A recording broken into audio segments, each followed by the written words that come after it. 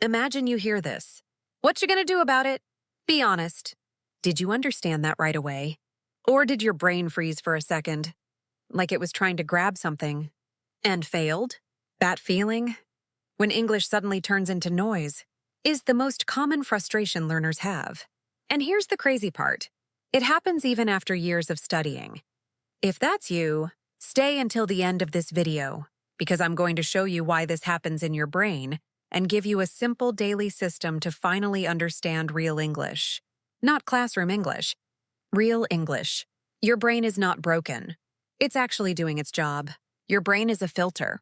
Every second, it asks one simple question. Do I recognize this? If yes, it processes it instantly. If no, it deletes it. No warning. No second chance. This is how your brain avoids overload.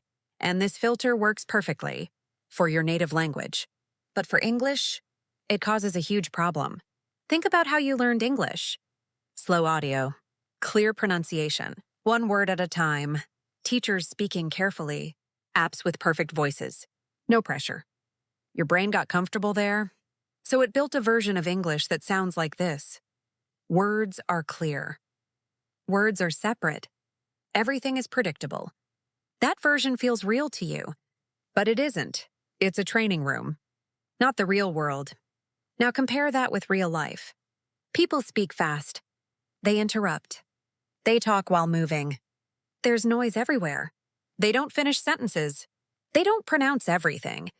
They reduce sounds. So when your brain hears this, it doesn't match the model it learned. And your brain says, this doesn't fit. Delete. That's why you feel lost. Not because you're bad, but because the input changed. Here's something important. You don't have a vocabulary problem. You have a speed problem. There is a gap between what you know in theory and what your brain can process instantly. That gap is called the auditory gap. You might know the words, but your brain can't decode them fast enough, so understanding never happens. Now let's keep this simple. Speaking fast is physical. Your mouth moves, and when it moves fast, it takes shortcuts. Everyone does this. You do it in your native language too. So instead of saying everything perfectly, sounds get reduced. For example, want to, wanna going to, gonna did you, did ya. This isn't lazy English. It's efficient English. The mouth saves energy. That's it. Here's the part nobody explains. Words don't exist in isolation. In real speech, everything is connected. There are no clean pauses, no clear borders. It's one long sound, like a wave. Your brain is looking for spaces, but there are none. So everything sounds blended, because it is. Now pay attention here. This is important. In real English, sounds don't just connect. They disappear. Give me, gimme, let me, don't you. Doncha, what are you doing? What you doing? On screen. Show the word separating, then fading, then merging into one block. This is not random. This is how English actually works. Your brain was never trained to see this. Here's the secret. Native speakers don't hear everything. They guess. Their brain predicts what's coming next, based on patterns, context, experience. But prediction only works if your patterns are correct. Yours aren't, because you trained with slow English, perfect English. So when real English arrives, your brain guesses wrong, and understanding collapses. So now we know the problem. Your brain filters unfamiliar sounds. It expects perfect pronunciation. It can't process speed, and it predicts incorrectly. So the real question is, how do you retrain your brain to predict correctly? This is where everything changes.